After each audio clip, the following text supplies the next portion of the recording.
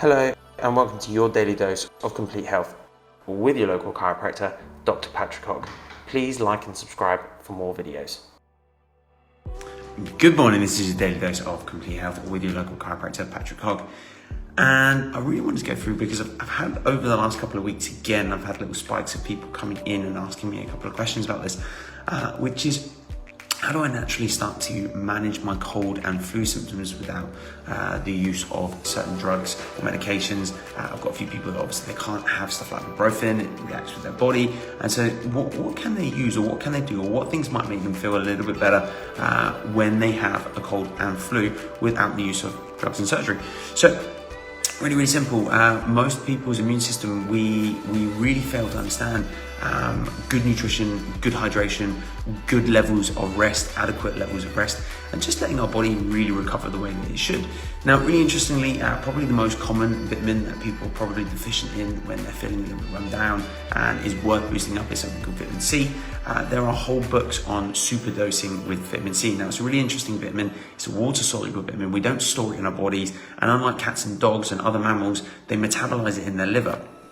So they can make it. So they make their vitamin C. Now the difference is we cannot make it, which means we have to absorb it every single day. Now within reason, people can have anywhere from 0.5 gram to 10 grams of vitamin C a day, under the guidance of a proper medical practitioner who can actually show you through that process. But actually, when I have a cold, I'll take anywhere between 2 and 3 grams of vitamin C in a day.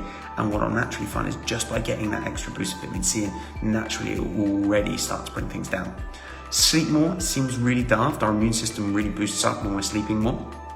Actually, one of the things that people want to avoid when they're feeling sick and unwell, or when they've got a cold or flu, is actually going out for walks or exercise. But actually that walk and exercise, that fresh air and getting the joints moving, gets the blood circulating, gets the red and white blood cells around the body, and actually starts to boost the immune system again as well. So just getting some extra exercise in as well.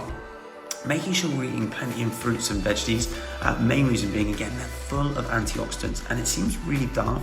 One of the main things that people are going to want to go for is like comfort foods and high sugar foods, high fat foods, takeaways, etc. They can't bother to cook, they can't bother to prepare for themselves, but actually what they're doing is by putting loads of sugar, flour, salt, whatever into the body, you're actually feeding the viruses.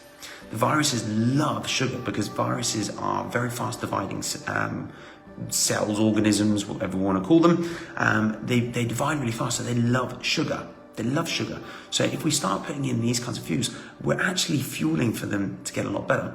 Taking stuff like paracetamol and ibuprofen can start to bring our temperature down, but actually having a relatively raised temperature is actually one of the ways our body helps to fight off infections. So encouraging that process, keeping yourself warm and cozy, like I say, getting into bed and having decent levels, adequate levels of sleep as well, can be really significant for helping to actually reduce these colds, flus and symptoms. But one of the other ones that can be really good is putting lemon or squeezing lemon into hot water, or preferably not boiling, but hot water, leaving the wedge and squeezing the lemon into hot water. Maybe with a teaspoon of honey and some ginger as well, can start to really boost up your immune system. But also, where with a cold and flu, you start to get that dry nasal passage where you may be blowing your nose a lot, it can be really soothing. So drinking warm drinks throughout the day can be really soothing and hydrating for those areas, making sure you're getting plenty of fluids and not having so much caffeine. Again, just really boosting those immune system cells up. So it should be all the things that we're doing normally anyway. But actually, when we have a cold and flu, we should be taking extra special care to even rise these up again. So just a couple of hints, because I know loads of people still seem to be getting colds and flus at the moment.